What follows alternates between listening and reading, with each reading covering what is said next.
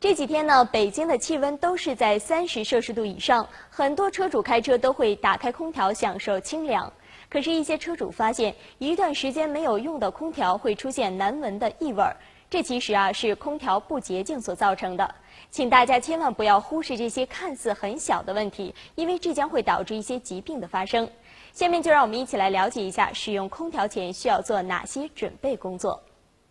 遇到空调异味，有的车主认为使用一段时间跑气全散出来就好了，殊不知长时间使用不干净的空调，容易出现头晕、乏力、恶心等症状，并导致呼吸道疾病。因此，夏季给空调来一次全面的体检和清洗非常重要。首先，检查空调是否缺氟。在使用汽车空调之前，应检查冷凝器、蒸发器表面的清洁情况。如果灰尘较多，应予以清洗，并用压缩空气吹净。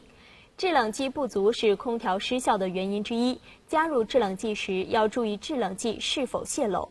其次，清理空调滤芯和散热装置。特别需要提醒的是，加好氟之后，还需要检查空调滤芯是否需要更换。空调滤芯是车内空调进风口的过滤器，如果长时间不更换，其上面吸附堆积的尘土会在空调开启时吹进车内。另外，不要冲洗空调的散热器和散热风扇，以免过厚的油泥和尘土影响散热效果。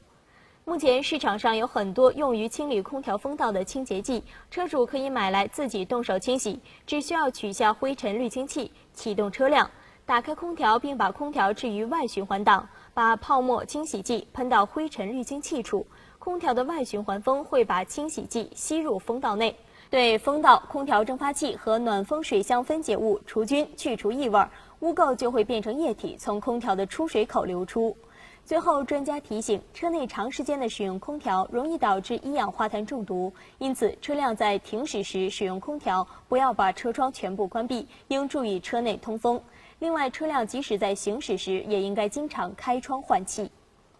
好了，今天的中国汽车新闻到这里就结束了，感谢您的收看，我们下次节目再见。